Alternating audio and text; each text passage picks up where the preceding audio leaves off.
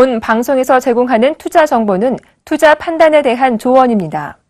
방송에서 제공하는 주식의 가치, 가격 상승 및 가격 하락에 대해서는 방송사에서 보장하지 않습니다.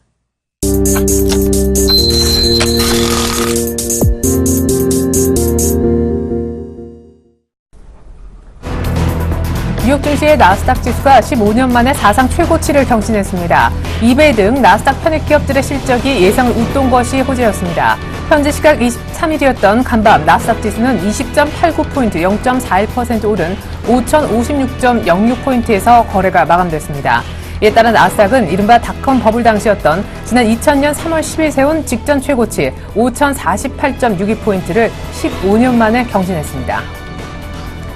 국제 유가가 중동 불안과 미국의 원유 생산 감소 전망에 따라 연중 최고가에서 마감됐습니다. 뉴욕 상업거래소에서 서부 텍사스산 원유 가격은 전날보다 배럴당 1.58달러, 2.8% 급등한 57.74달러를 기록했습니다. 이처럼 유가가 오른 것은 사우디아라비아가 이끄는 아랍연합군의 예멘 폭격이 계속되면서 중동산 원유 공급이 감소할 것이란 전망이 나왔기 때문입니다. 미국의 원유 생산량이 2주 연속 감소한 데 이어 앞으로도 이 같은 추세가 이어질 것이란 전망도 유가 상승을 부추겼습니다. 미국의 지난달 신규 주택 판매가 48만 7천 건으로 집계돼 한 달 전보다 11.4% 급감했다고 미국 상무부가 발표했습니다. 이에 따라 미국의 월간 신규 주택 판매는 넉 달 만에 감소세로 돌아섰습니다. 월간 신규 주택 판매가 비교적 큰 폭으로 줄었지만 금융시장 전문가들은 주택시장이 완만하게 회복될 것이라는 기존의 전망을 유지하고 있습니다. 지난달 기존 주택 판매가 한 달 전보다 6.1% 증가했기 때문입니다. 4월 미국의 제조업 경기를 나타내는 제조업 구매관리자 지수 PMI가 3개월 만에 최저치를 기록했습니다. 시장 조사업체 마르키트는 4월 미국의 제조업 PMI 예비치가 54.2를 기록해 전달 기록이자 전문가 예상치였던 55.7을 밑돌았다고 발표했습니다. 마르키트의 수석 이코노미스트는 달러와 강세 탓에 수출 주문이 감소했기 때문이라고 설명했습니다.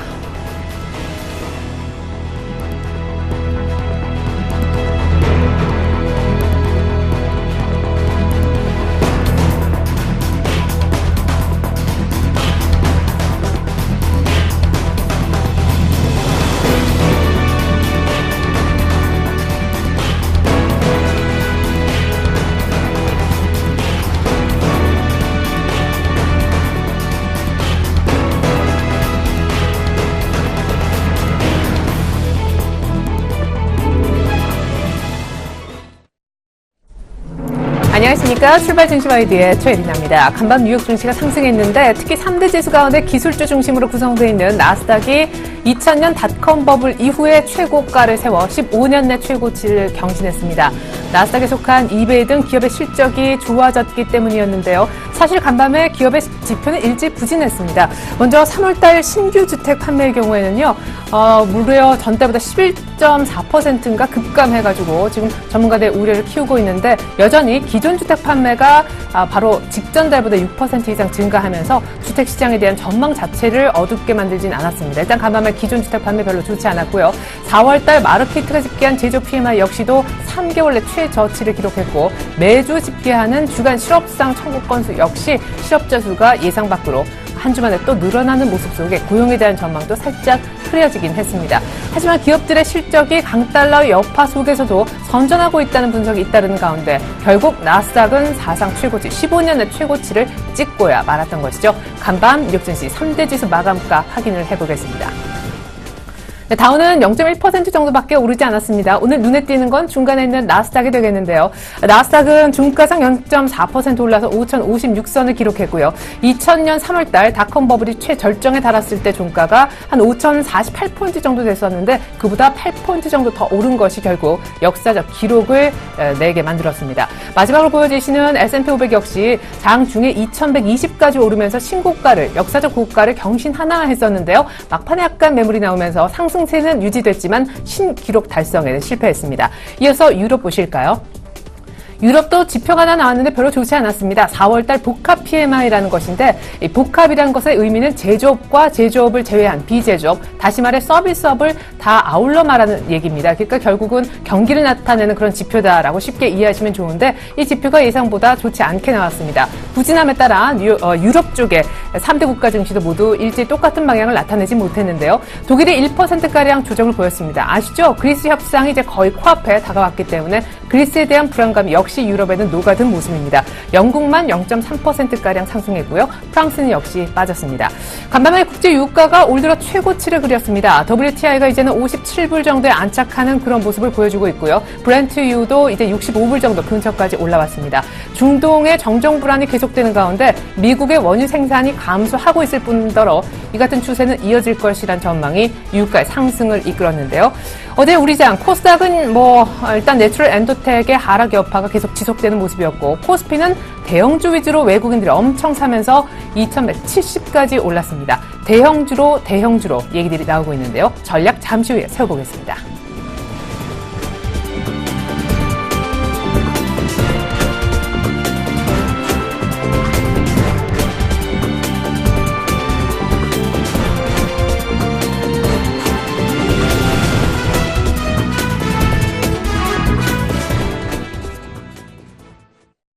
경제학자에게 듣는다 시간부터 가져보겠습니다. 오늘은 이화여자대학교 차은영 경제학과 교수님 연결해 얘기 들어보겠습니다. 차 교수님 안녕하세요. 네, 안녕하세요. 네, 원엔 환율이 사실상 마지노선으로 봤던 900엔 선을 깨고 말았습니다. 어제 우리장 개장하기 전에 얘기였었는데요. 엔저가 계속될 거다 하는 우려 섞인 전망도 나오고 있더라고요. 일단 원엔 환율이 마지노선을 붕괴시킨 배경부터 설명해 주시죠. 네, 23일 오전 한때 900선이 좀 잠시 붕괴됐었습니다. 이거는 이제 7년 2개월 만에 최저치로 볼 수 있고요. 아무래도 원인은 아베노믹스, 그러니까 양적 완화를 통한 경기 부양의 영향으로 봐야 될 것 같습니다. 그래서 많이 돈이 풀려 나오다 보니까 엔화 가치가 하락하는 이런 현상이 지속이 되고 있다고 보여집니다. 사실 그 3년 전 2012년만 해도 사실 1,500원 정도, 그러니까 100엔당 1,500원 이상 가던 때도 있었는데요. 이게 3년 만에 이렇게 이제 하락했다는 거는 하락 속도가 굉장히 가파르다, 이렇게 이제 우리가 생각해 볼 수 있고요.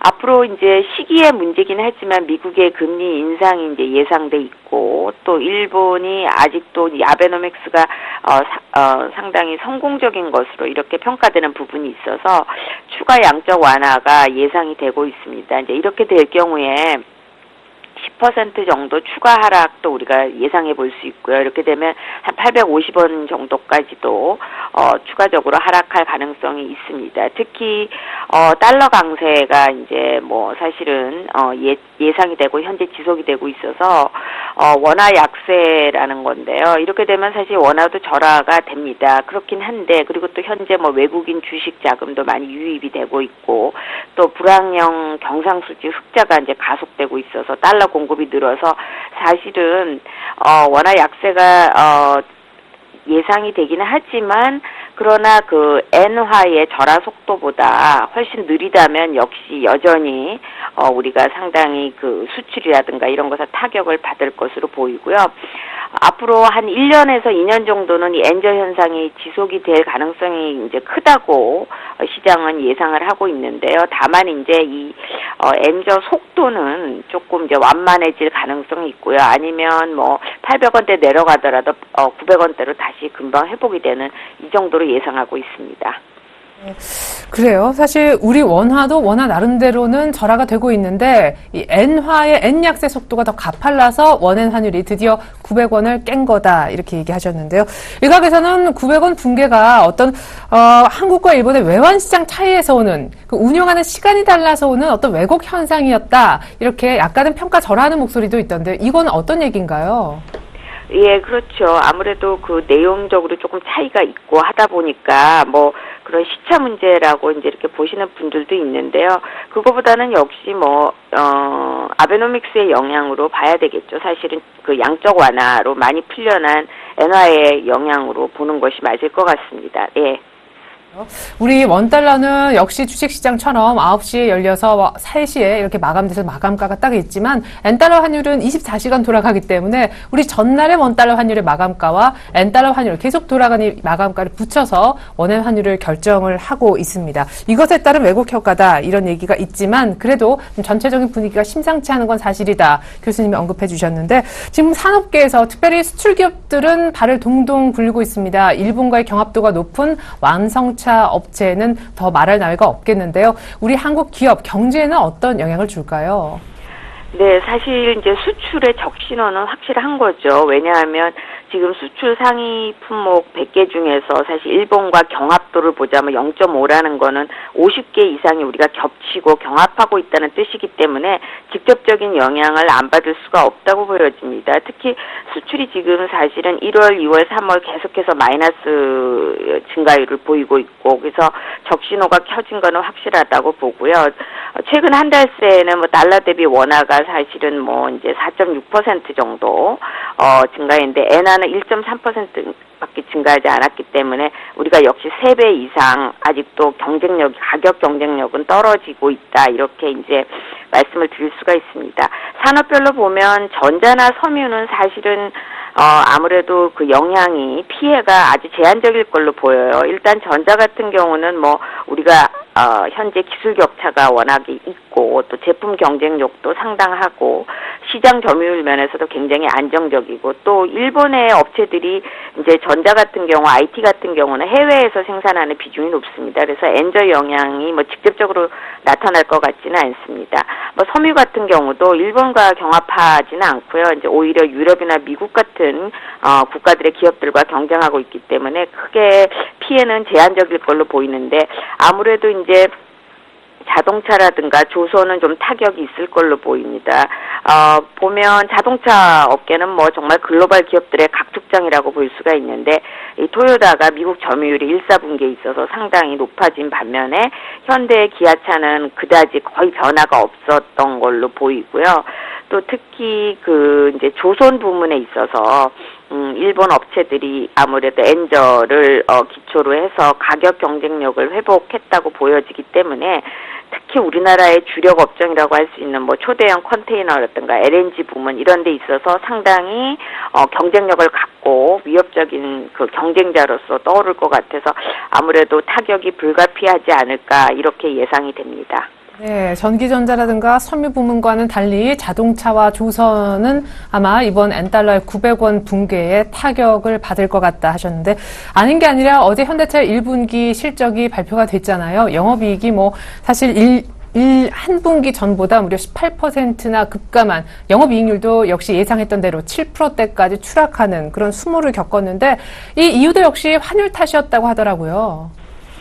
네, 뭐 그런 게 있죠. 지금 1, 4분기 영업이익이 이제 4년 만에 최저라고 이렇게 이제 알려져 있고 매출도 3.3% 감소해서 20조 9천억 정도였고 영업이익도 한 18% 정도 감소해서 한 1조 한 6천억이 좀 안 되는 이런 그러니까 시장의 예상보다도 좀 하회했다고 말씀을 드릴 수가 있습니다.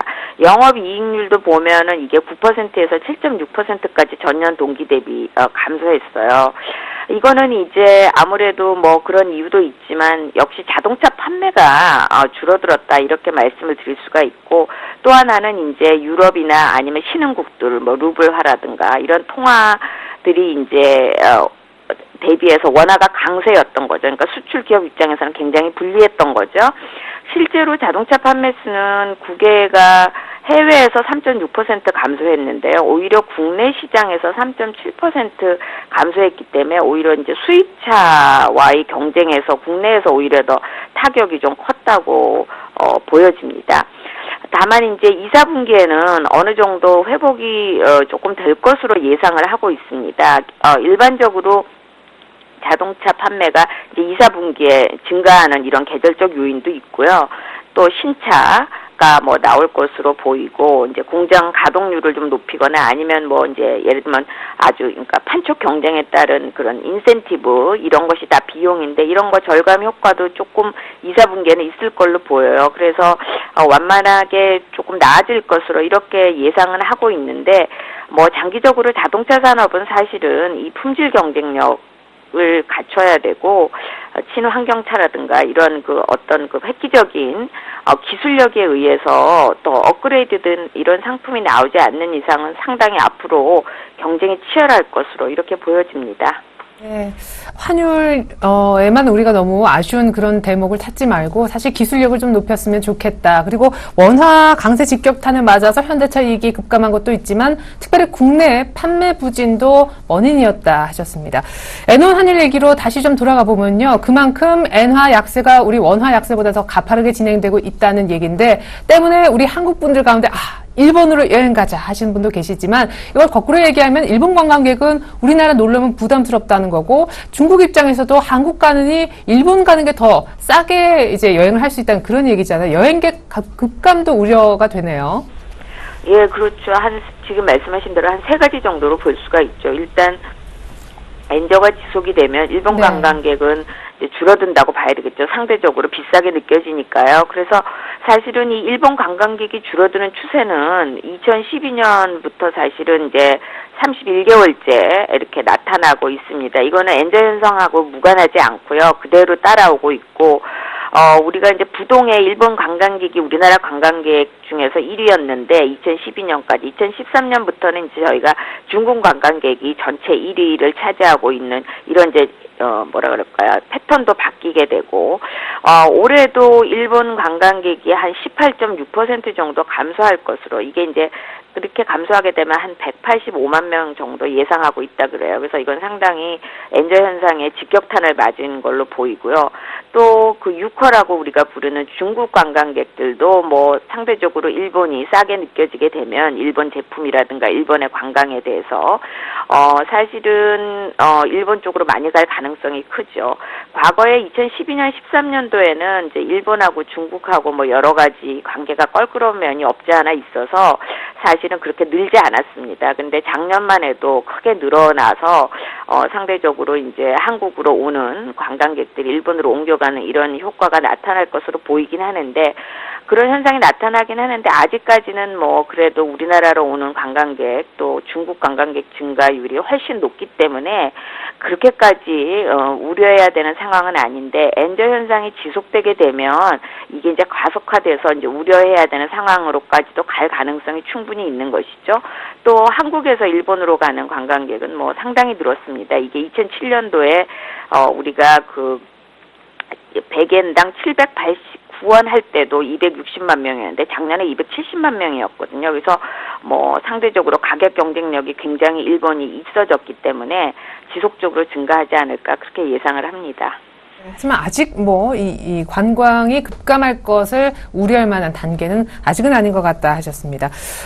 지난 1분기 우리나라 성장률이 0.8%로 나왔더라고요. 4분기 연속 0%대 성장을 지속하고 있는 건데 이러다가 저성장이 고착화되는 것 아니냐, 뭐 조금 심하게는 경제 엔진이 식어가는 거 아니냐 이런 전문가들의 분석이 있습니다. 내수도 내수인데 저희가 환율 얘기를 하고 있습니다만 수출 역시 부진하잖아요. 네, 그렇습니다. 예. 지금 우리 경제 성장률이 뭐 지금 작년 1사분기에 1.1% 하고 나서 계속 세월호 때문에 작년 2분기에 0.5%로 내려갔었고 잠시 0.8%로 또 올랐었지만 작년 4분기에 우리가 0.3%였죠. 그리고 이제 올해 1사분기 0.8%를 보여서 지금 4분기 연속 0%대다 우리가 이렇게 표현을 하는데요. 지금 이제 1사분기 0.8% 증가한 것도 이제 작년 4분기 0.3%에 대한 뭐 기저효과가 많이 상승했다 이렇게 말씀들을 많이 하고 있습니다. 작년에 3차례 그러니까 3번에 걸쳐서 금리 인하가 있었고 또 46조 규모의 그 어떤 재정 그 경기 부양 이런 재정 확대를 통한 경기 부양이 있었는데 거기에 비하면 조금 효과가 미미하지 않았느냐 이렇게 보고요. 수출 증가율은 0%였고요. 소비 증가율이 이제 0.6%로 약간 살아나는 듯한 것을 보였고, 다만 이제 정부의 부동산 경기 활성화 정책의 효과가 조금 있었다고 보여져서 주택 건설을 위시한 그 건설 투자가 7.5% 증가한 이런 상태를 보였습니다. 그런데 이제 이게 그럼 앞으로 어떻게 될 거냐 하는 거는 이 전체적인 그 저성장 기조가 고착화되는 거 아니냐 하는 우려를 낳을 정도로 상당히 지금 부진한 상태를 보이는 건 사실이고요. 특히 문제가 기업들의 채산성이 악화가 돼서 4.3%는 역대 최저여서 사실 국내 제조업들의 채산성 악화나 매출 감소는 우리가 외환위기 때도 없었던 일이었기 때문에 상당히 우려되는 상황으로 보여지긴 합니다. 네. 그래요. 이렇게 0%대 성장률, 그 뒤에는 제조업 기업들의 아주 힘든 그런 고된 어떤 그 현장이 있고요. 또 0%대 성장이 지금 4분기 연속 거의 1년 이어져 오고 있는 이런 상황인데 정부가 뭔가 대책을 내놓아야 되는 거 아닌가요? 네, 그렇죠. 근데 사실 이제 지금 이제 금리에 대한 추가 인상의 압박도 좀 있는 것 같고요. 근데 네. 뭐 여력이 많은 건 아니지만 재정에 대한 확대 이런 문제도 좀 있는 것 같습니다. 그래서 아마 그런 압력이 좀 더 들어올 것 같은데 사실 지금 엔저하고 연결해서 보면 사실은 엔화하고 우리는 재정 환율이죠. 그러니까 달러화를 매개로 해서 이렇게 환율이 결정되는 거기 때문에 직접적으로 대응하기가 쉽지가 않고요. 그래서 이 수출 기업들에 대한 그 환 리스크를 좀 줄여주는 방법 이런 것들이 좀 필요할 것 같고요.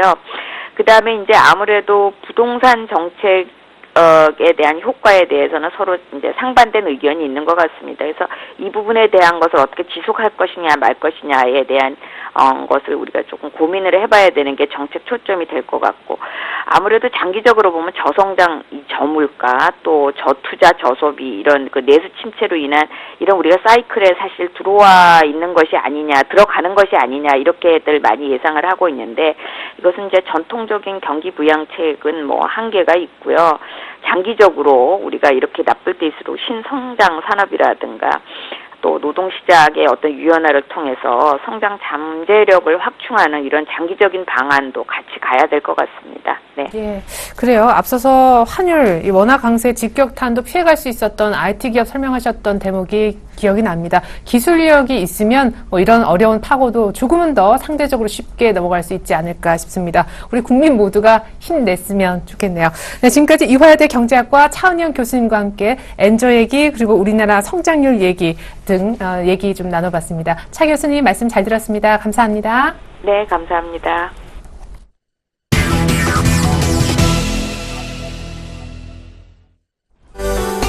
시청자 여러분 안녕하십니까?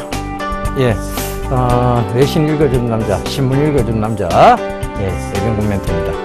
자, 간밤에 나스닥 지수가 최고치를 경신했었다는 얘기가 좀 나왔습니다. 결과적으로 보면 지금 외국 글로벌 쪽에서는 굉장히 증시가 화랑이 지금 이루어지고 있어요. 자, 이 증시 화랑이 왜 이루어질까 한번 생각해 보자고요. 결과적으로 지금 중국도 PMI 지수라든가 이런 게 지금 좋지 않다. 그리고 경기 둔화에 대한 우려들이 나오고 있는데 주가는 고공행진. 그리고 일본도 지금 경기 둔화의 우려 때문에 몸살을 앓고 있는데 주가는 고공행진입니다. 자, 이거 왜 이럴까요? 자, 답은 딱 한 군데 있습니다. 계속 금리를 인하했죠. 돈이 갈 데가 없다는 얘기입니다. 돈이 갈 데가 없다 보니까 한 곳으로 몰리게 되는 것이죠. 결과적으로 보면 부동산 쪽이 예전에 했던 우리가 집을 꼭 사야 된다는 개념에서 집은 이제 렌탈의 개념으로 바뀌듯이요.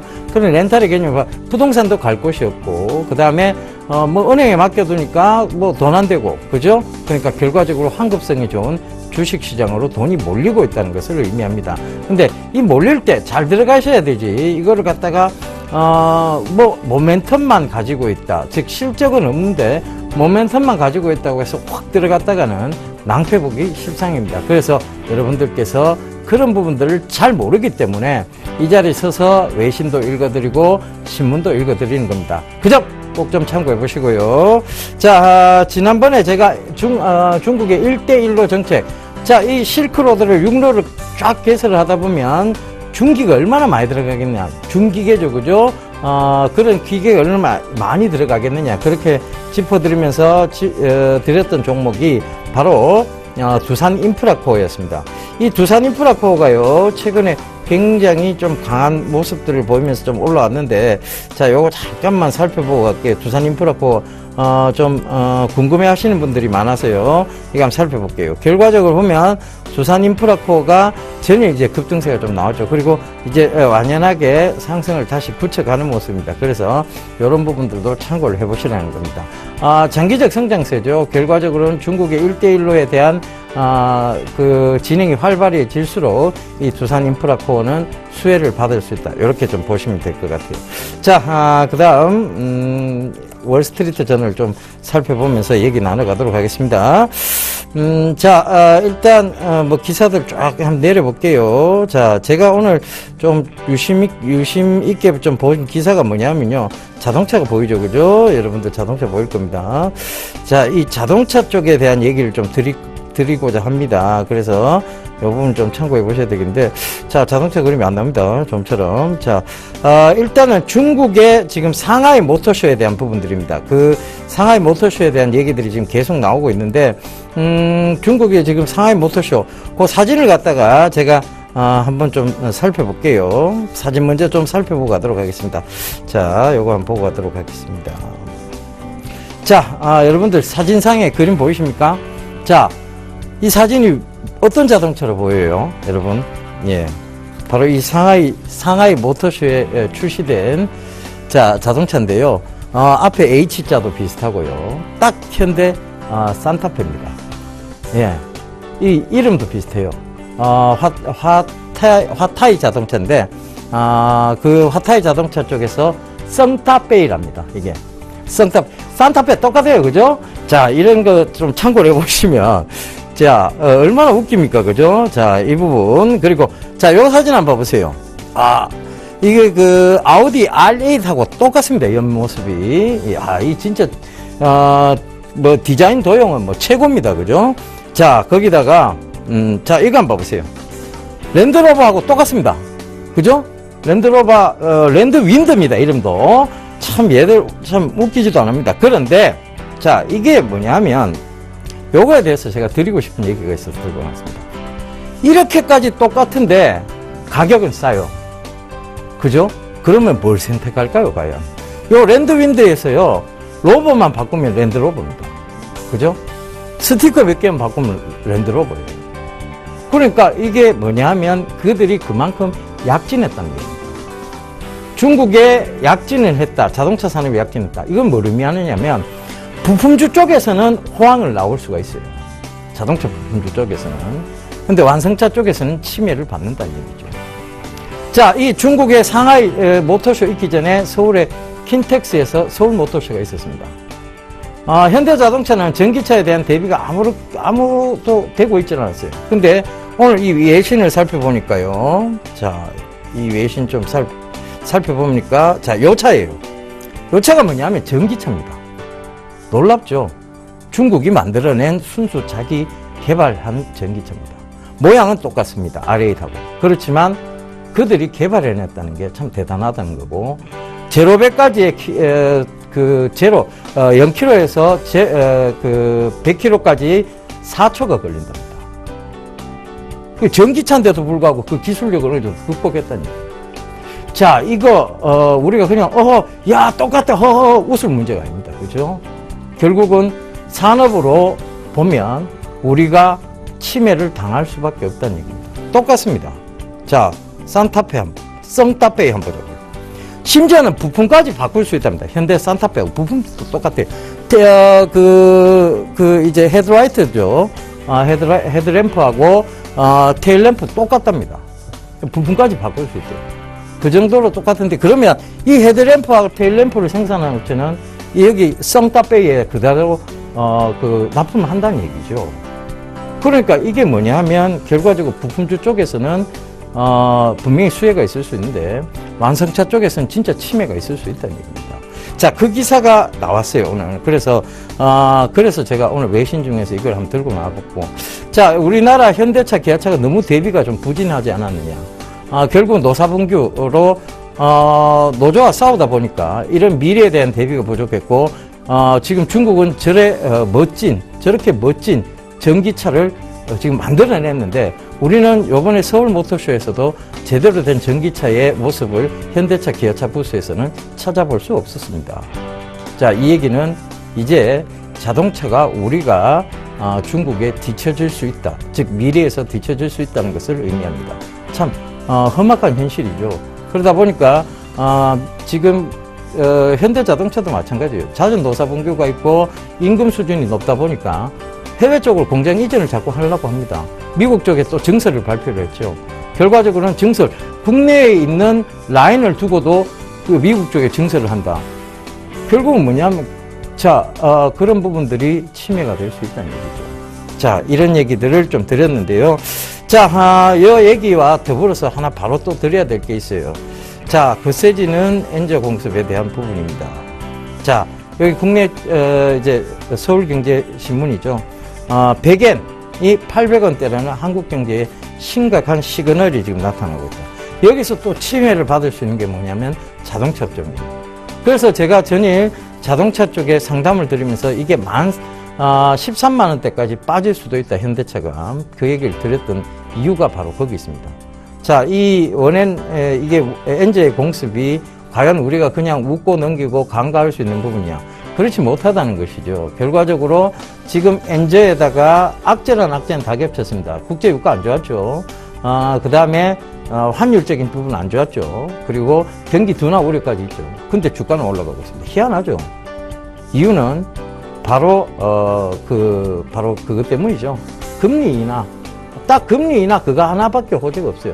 결국은 은행에 돈 맡겨둬도 돈이 안 되니까 주식 시장은 몰린 것 뿐이에요. 근데 이렇게 실적이 우려가 되는데 여기 투자를 해야 되겠습니까? 아니죠. 그래서 제가 자꾸 현대차, 기아차, 완성차 쪽 보지 마시라고 자꾸 얘기를 드립니다. 제가 현대차에 감정이 있겠습니까? 기아차에 감정이 있겠습니까? 그런 거 아니에요. 단지 여러분들이 투자를 하는 쪽에서 어느 쪽으로 좀 보셔야 될까에 대한 얘기를 지금 드리고 있는 겁니다. 진정성이죠. 그 부분 참고해 보셨으면 좋겠습니다. 결국은 이런 거세지는 엔저 이런 공습이 자동차, 기계, 전기전자 등의 수출계 쪽에 비상을 가져올 수 있다. 우리나라 원엔 환율의 손익분기점이 거의 900원대에 많이 있습니다. 근데 그게 떨어져 버리면 900원대를 깨고 내려면 이제 환율로 또 리스크가 생길 수 있다는 것을 의미합니다. 그래서 자, 저는 옛날에도 얘기 드렸어요. 왜 우리나라 금융당국이 좀 선제적 대응을 하지 않는가? 왜 먼저 좀 양적 완화를 같이 해서 그들과 같이 맞불 작전을 놓지 않는가? 이것에 대해서 정말 좀 통탄할 일이라는 얘기를 많이 드렸는데요. 결국은 5만 원짜리 한금 감춰놓고 있는 사람들의 문제가 될 수도 있는 것 같습니다. 그죠? 그래서 그 5만 원짜리 한금 감춰놓고 있는 사람들이 결과적으로는 분명히 영향력 있는 사람들이겠죠. 그래서 그런 부분들이 지금 한국의 양적 완화를 자꾸 뒤로 미루는 그런 부분이 아닌가 분명해집니다. 자, 바로 다음 기사 보면서 또 얘기 이어가겠습니다. 자, 일단은 그래도 주식시장은 좋으니까요. 웃으면서 계속 진행을 하자고요. 자, 핀테크 시대 성공 열쇠는 뭐다? 합종연행이다. 결과 이 합종연행은 뭐냐면 섞어야 된다는 얘기예요. 그죠? 섞어야 되는데 자꾸 다른 산업과의 융합이 있어야 된다. 이 얘기를 하는 겁니다. 자, 미국의 엘리뱅크라고 합니다. 이 엘리뱅크가 요 기사에 보면요. GM과 손잡고 오토론 등을 금융상품을 내면서 성공을 했다는 얘기가 나옵니다. 여기 나오죠. 그죠? 자, 요 기사에 딱 나옵니다. 그 다음에 기존 상품이 서비스론 인터넷 전문 은행 뭐 이런 거 생존 못한다. 결과적으로 뭐냐면 이 서경 금융 전략 포럼에서 나왔던 얘기인데, 자, 서울경제가 이렇게 좋은 일들을 많이 합니다. 그죠? 그러니까 이런 금융 포럼에서 나왔던 얘기인데, 이 핀테크가 활성화되기 위해서는 여러 가지 산업하고 병행이 돼야 된다는 거예요. 자, 오토론 결과적으로 보면 자동차 할부에 대한 얘기죠. 자동차 구매 프로그램에 대한 얘기입니다. 이런 여러 가지 산업들과 결국은 섞여야 이 핀테크는 활성화가 되고, 그 다음에 이 핀테크에 대한 부분들을 여러 가지로, 그러니까 우리가 흔히 이제 보로머니, 빌려주는 돈, 인베스트머니, 그리고 투자하는 돈, 그죠? 보로머니, 빌리는 돈, 그죠? 대출금, 투자하는 돈, 인베스트머니, 이런 쪽에 어떤 핀테크 산업이 활성화되기 위해 P2P, 개인과 개인 간의 대출, 이런 것들이 활성화될 수 있다는 얘기입니다. 그러니까 그런 여러 가지 산업들이 결국은 성공하려고 하면 수요의 측면 그리고 공급의 측면이 같이 결부가 돼야 되는데 그것이 제조업과 결부될 수밖에 없다는 것을 또 의미하는 것이죠. 그래서 그런 부분들 참고해 본다면 결국은 합종연행, 즉 제조업과 섞일 수 있는 합종연행이 나와야 이 핀테크 산업은 성공을 할 수 있다. 그렇다는 것은 지금 이 핀테크는 사물 인터넷과 결과적으로 같이 동반 성장할 수밖에 없다는 것도 의미를 합니다. 그래서 그 점에서 참고해서 올해 화두로서 사물 인터넷, 핀테크 이런 것들을 잡아드린 거예요. 그래서 그 부분도 참고를 해보셨으면 좋겠고요. 자, 다음 기사입니다. 실적 날개단 SK 하이닉스. 자, 부채보다 현금이 더 많아졌다. 사상 최대입니다. 그죠? 1분기 영업이익이 전년 대비해서 50%가 늘었습니다. 결과적으로 뭐냐면, 항상 1, 4분기는요, 이 SK 하이닉스의 비수기였어요. 그럼에도 불구하고 이만한 실적을 냈다. 그러면 SK 하이닉스의 전반기 실적은 자, 우려가 더 이상 좋아질 게 있느냐가 아니라 아이고 계속 좋아지고 있네 답니다. 그러니까 결과적으로 이 SK 하이닉스는 제가 계속 강조드렸던 바 모바일 디램 성장, 그 다음에 DDR4에 대한 성장 이런 것들을 꼭 보셔야 됩니다. 그렇다면 이 SK 하이닉스는 지금도 저는 똑같이 주장드리겠습니다. 58,000원 이상을 보고 들어가시는 게 맞습니다. 장기적 투자죠. 결국 밑으로 배팅하는 시스템이기 때문에 결과적으로는 그들이 흔들지는 몰라도 결국은 실적에 수렴한다는 거 참고를 해보셨으면 좋겠습니다. 자, 다음 기사 바로 넘어가도록 하겠습니다. 자, 우리은행 부실 파생상품 패소 판결이 뒤집혔다. 자, 우리은행의 단기적 모멘텀이 되겠죠.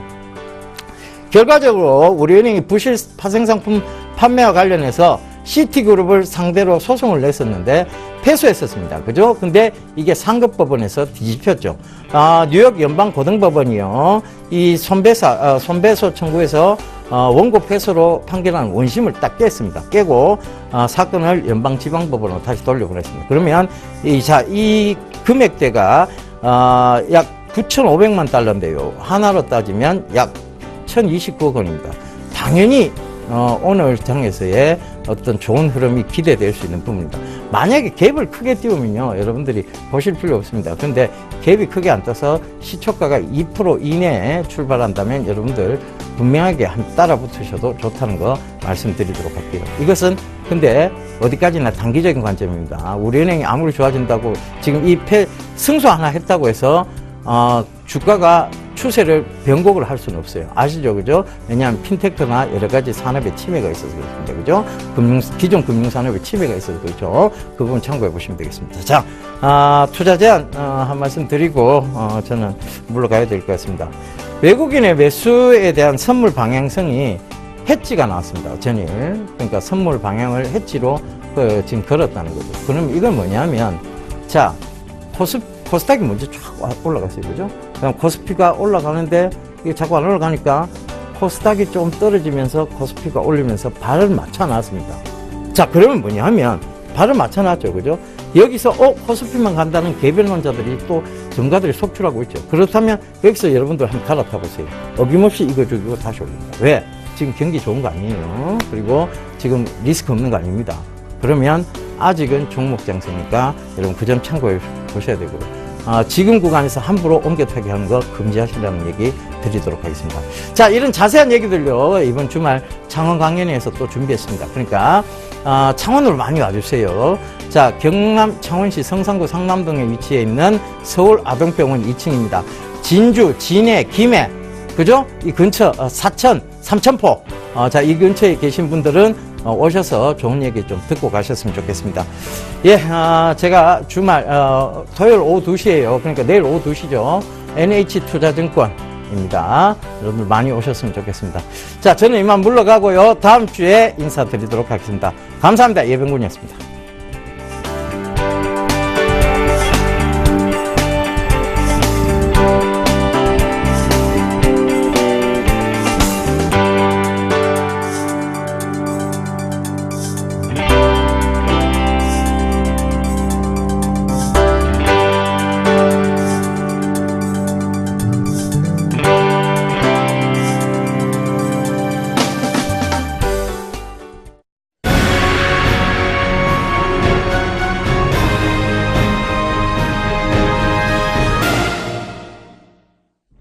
이어서 시황의 대가 모시고 국내 시장에 필요한 전략 더 꼼꼼하게 세워보도록 하겠습니다. 오늘은 아데나 투자자문의 신승윤 대표 연결해보죠. 신 대표님 안녕하세요. 네, 안녕하세요. 네, 대형주로 자금이 이동하고 있는 게 눈에 확연히 드러납니다. 내추럴 엔도텍발 급락이 한번 있었고 양시장에 같이 좀 출렁했었는데 코스피는 빠르게 회복해서 2170까지 왔습니다만 코스닥은 여전히 그 여진이 남아있잖아요. 그제 외국인들 이틀 동안에만 1조 넘게 사고 기관도 어제 거래소를 사더라고요. 지금 계속해서 제가 이제 그런 말씀 드렸었죠. 그 주요 수급 주체들의 움직임, 특히나, 외국인과 기관의 움직임, 주시해야 된다라는 말씀 계속 드려왔었습니다. 그 와중에서도 어떤 종목이 그들이 지금 담고 있으면서 사실은 눈에 보이지 않는 포트폴리오의 산업군 내 비중 조절을 하고 있다라는 부분들 꼭 좀, 주목을 하셔야 될 것 같은데요. 지금 현재 딱 이렇습니다. 시장, 지금 코스닥 시장과 거래소 시장, 어제 같은 경우 극명하게 나뉘는 그런 분위기 나타났었습니다. 거래소 시장 1%가 넘는 그런 상승, 1.4%에 육박하는 그런 상승률 보였었고요. 코스닥 지수 같은 경우에 1.5%가 넘는 하락 나타내면서 말 그대로 양극화 역전 현상이 나타났다라고 보셔야 될 듯합니다. 이 가장 큰 배경 뭐니 해도 유동성이 아닐까 이렇게 좀 생각을 합니다. 유동성과 그리고 더 나아가서는 실적에 대한 불안감, 이런 부분들이 결국엔 지금 전체적인 차원 속에서 시장 밸류에이션에 대한 관심이 높아지고 있는 그런 분위기 나타나고 있는 그런 상황이 연출되고 있다 말씀을 좀 드릴 수가 있을 것 같습니다. 외국인들 지금 이제 대형주들의 상승 배경 크게 이제 살펴보면 결국 두 가지가 아닐까 생각이 되는데, 첫 번째 글로벌 유동성의 힘, 그리고 두 번째는 말 그대로 실적 턴어라운드에 대한 기대와 확인이다라고 말씀을 드릴 수 있습니다. 코스닥 시장, 거래소 시장 두 가지를 극명하게 지금 나눌 수 있는 가장 큰 것 뭐냐면요. 거래소에 있는 거래소에 있는 대부분의 기업들, 어제도 그랬고, 최근 들어서 이제 계속 실적 발표가 지금 잇따르고 있는 그런 상황이고요. 그 실적 발표치가 실질적으로 시장 내에서 전망되고 있는 전망치 컨센서스에 크게, 실망치, 쇼크가 나타나지 않으면서 부합하는 그런 분위기 나타나면서 안정화를 유도하고 있다라는 거. 하지만, 코스닥에 있는 대부분의 기업들, 아직 실적 발표를 한 기업들이 눈에 찾아보기 힘들다라는 것, 말 그대로 기대감에 의해서만 상승된 부분들, 이에 따른 어떤 주가의 상승이 너무 좀 지나치게 나타나는 그런 상황, 이 상황 속에서의 차익 매물 소화 과정이 지금 진행되고 있다라는 것. 만약에 코스닥 기업들 중에 대부분의 기업들이 지금 시장에서 기대하고 있는 어떤 그 실적의 전망치에 부합하는 그런 기대치가 나온다라면 또다시 2차 상승의 출발점에 또 설 수 있다라는 부분들, 지금 현재의 상황 유동성과 실적이다라는 것 변함이 없는 듯합니다. 네.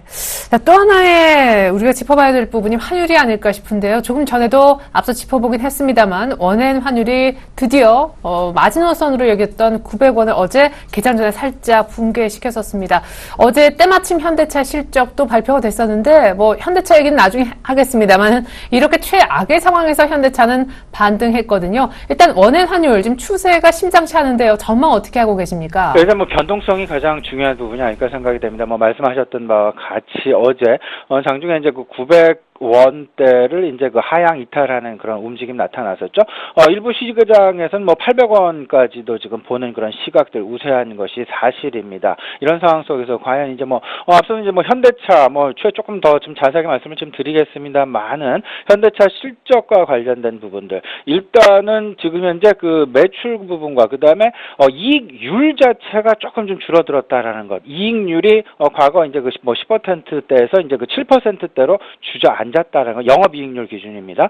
이 부분이 사실상 조금은 좀 어제 상승을 조금 좀 뒷받침하기에는 어려운 부분이 아닌가. 지금 이제 좀 일시적인 어떤 그 유동성의 힘에 의한 상승이 아닐까라는 그런 판단 조심스럽게 좀 해봅니다. 지금 이제 환율의 움직임, 환율이 이제 원달러도 그렇고 원엔도 그렇고 현대차의 절대 유리한 방향으로 전개되고 있지 않다라는 점, 이런 부분들 생각을 해본다라면 본다면 어제 어떤 그 상승 분위기 이런 분위기가 과연 계속 이어갈지에는 제 개인적인 판단으로는 좀 의문이 좀 많이 드는 국면이다라는 부분 다시 한번 좀 강조를 드리고 싶습니다.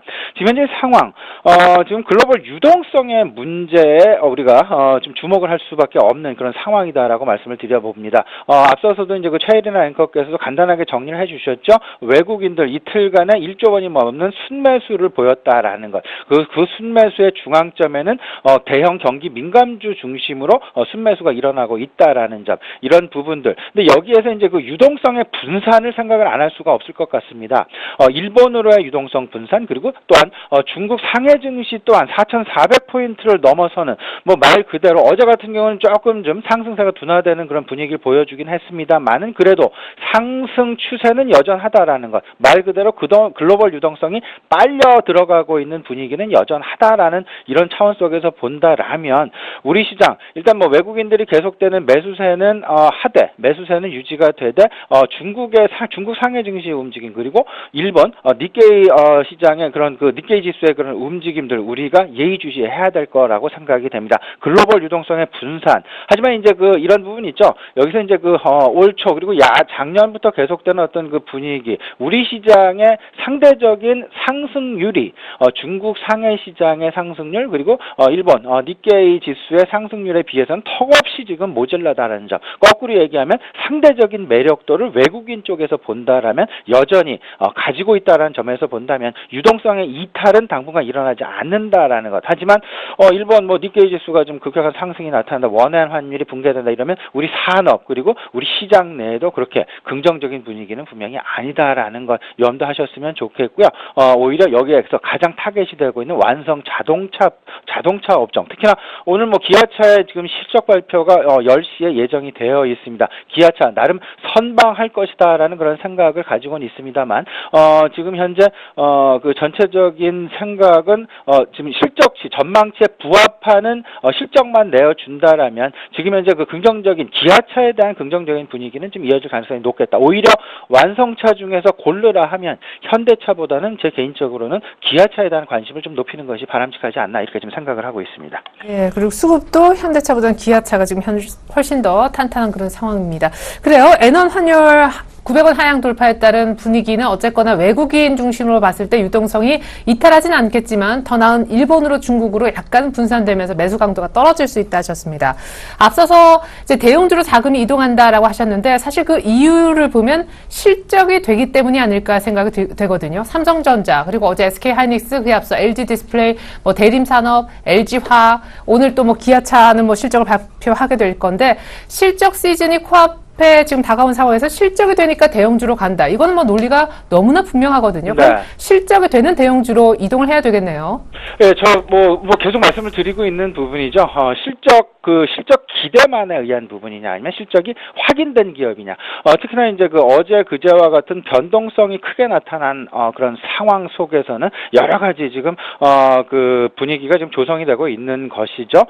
결국에는 그 실적 확인이 된 기업은 변동성이 상당히 적게 나타났고 실적 확인되지 않은 기업들일수록 변동성이 크게 지금 나타나고 있다라는, 특히나 뭐 수급 기반이 약한 기업들 중심으로 해서 그런 어떤 현상들이 지금 크게 벌어지고 있다라는 거 생각을 좀 하셔야 될 것 같습니다. 지금 바이오 기업들 좀 예로 들자면 이렇게 좀 생각이 되죠. 바이오 기업들 기본적으로 실적이 아직까지는 확인이 되고 있지 않습니다. 뭐 내추럴 엔도텍도 앞으로 벌어들일 돈에 대한 기대감이었지 실질적으로 지금까지 얼마를 벌어들였다가 어떤 그 기반이 되었던 점은 아니다라는 것. 그런 면에서 본다면 저는 이제 그 실적 장세는 아직은 안 왔지만 유동성 2차 장세, 2차 유동성 장세가 결국은 실적 장세로 넘어가는 과도기라는 생각이 좀 많이 듭니다. 이 상황 속에서 결국은 시장 좀 특히나 상승이 많이 된 업종 내지는 종목일수록 PBR을 눈여겨봐야 된다라는 말씀 계속 드리고 있습니다. 지금 대형 바이오 종목들 뭐 셀트리온도 그렇고요, 한미약품도 그렇고 내추럴 엔도텍도 그렇습니다. PBR 10배가 지금 넘는 그런 상황. 과연 PBR이 10배가 넘는다라는 것 실질적으로 우리가 이해할 수 있는 수준일 것인가 아닌가, 이 부분 한번 곰곰이 생각을 해보셔야 될 것 같고요. 2차 유동성 장세에서는 분명히 실적과 관련된 슬림화 장세가 이어집니다. 그리고 나서 확실하게 실적 턴어라운드가 쫓아오는 그런 업종 내지는 종목군으로 슬림화가 이루어지는 실적 장세가 이제 이어지게 되는데요. 지금 현재 이 상황, 차익 매물 소화 과정에 있는 어떤 그 코스닥 시장 같은 경우에는 PBR을 좀 눈여겨 보시라. 오히려 PER보다는 PBR을 성장 함수보다는 좀 자산 함수를 좀 눈여겨 보시라라는 그런 말씀 좀 강조를 해드리고 싶습니다. 유동성 순환에서 간단하게 조금 더 말씀을 드려보죠. 최근에 이제 이제 계속되는 그 화학주의 상승 랠리 그리고 은행증권주의 상승 랠리 지금 이어지고 있습니다. 두 번째 유동성 순환 장세가 시작됐다라는 신호탄이다라는 그런 말씀 계속 드리고 있습니다. 계속 이어지는 부분들 증권금융 기초소재 그리고 이제 그 건설 중공업으로 이어지고 마지막 과정에서 소비 유통으로 이제 꽃을 피면서 결국에는 경기 방어주까지 유동성 순환 장세가 한 사이클 마무리되는 그 부분이 지난주에 있었다라는 그런 생각이 좀 많이 듭니다. 제2차 유동성 순환 과정 이제 시작이다라는 것, 특히나 실적을 중심으로 펼쳐질 가능성이 높다라는 것 다시 한번 유념해 두셨으면 좋겠습니다. 그러게요. 업종별 순환매의 첫 주자가 증권금융이었다라는 걸 감안했을 때 어제 은행주의 2차 상승이 또 하나의 순환매의 시작인 것처럼도 보여집니다. 한 가지 마지막으로 짧게 더 여쭤보고 싶은 부분이 있어요. 사실 대형주로 지금 갈아타기가 이래저래 좀 부담스러운 분들이 계시다면 IT 부품주는 어떤가 하고 여쭤보고 싶습니다. 사실 우리가 중소형주를 얘기할 때는 과열이 됐기 때문에 조금 부담스럽다라고 얘기하지만 IT 부품주는 거의 못 갔지 않습니까? 네, 맞는 말씀입니다. 근데 제가 개인적으로 생각하기엔 조금은 더 좀 쉬어야 되지 않을까 이렇게 좀 생각을 하고 있습니다. 일단 갤럭시 S6 관련된 어떤 그 출시 모멘텀은 일단 IT 부품주에서는 어떤 그 마무리가 되었다라는 그런 생각이고요. 남아있는 부분, 애플 와치 관련된 부분이 있는데 24일날, 오늘 이제 오늘이죠? 우리 시장은 오늘이죠? 이제 우리 시장은 애플 와치 출시국, 1차 출시국에서 제외가 되었기 때문에 이제 미국을 중심으로 해서 이제 일어나게 되면 우리 시장으로는 내일 얘기가 되겠습니다. 이와 관련해서 어제 미국 시장 역시 애플을 중심으로 한 전반적인 애플은 1%대 상승 나타난 것도 애플 와치의 출시 관련된 기대감이었다라는 것. 그렇다면 우리 시장 내 좀 지엽적이긴 하지만 이에 대한 영향을 분명히 받을 수 있겠다. 하지만 모멘텀 면에서는 이미 조금은 좀 모멘텀 지나간 것이 아닌가. 그리고 그 모멘텀이 그렇게 크지는 않았다라는 그런 생각이 좀 많이 듭니다. IT 새로운 혁신이 나오기 전에는 모멘텀은 힘들 것 같고요. 오히려 성장이 지속되느냐 아니냐의 그 여부 관심을 갖는 것이 낫겠다라는 말씀을 좀 드려보겠습니다. 지금 현재 상황, 묻지마 투자, 묻지마 기대감에서 이제 밸류에이션을 쳐다보는 그런 상황으로 지금 시장의 어떤 그 분위기가 바뀌어 갔습니다. 이미 이런 상황들 생각을 해보시면서 조금 더 이제 실적 중심으로 해서 관련 밸류에이션 잣대를 어디다가 들이댈 것인가 이 부분들 면밀하게 따지셔야만 지금 오히려 대형주를 올라타셔도 마음이 편하실 것이고요. 중소형주에 계속 남아 계시더라도 마음이 편하시지 않을까. 일단은 마음이 편안한 투자를 하는 것이 내 입장에서는 수익률 차원에서 가장 좋다라고 생각이 되고요. 그리고 느긋하게 기다릴 수 있는 여유도 좀 편안한 어떤 밸류에이션에서 나올 수 있다라는 점 좀 생각을 해보시면 좋겠네요. 네, 대형주로 지금 매기가 약간 이동되는 그런 모습을 보이고는 있는데 일단 편안한 투자, 안정적인 투자를 계속해서 고집하고 계십니다. 사실 많은 분들이 지금 원하는 그런 부분이 되겠죠. 변동성의 큰 장 믿을 건 실적밖에 없다라고 하셨습니다. 실적을 꼼꼼하게 따져봐야 될 것 같아요. PBR 관점 오늘도 감사해 드렸습니다. 아데나 투자자문 신중현 대표와 함께했습니다. 대표님 감사합니다. 네, 감사합니다.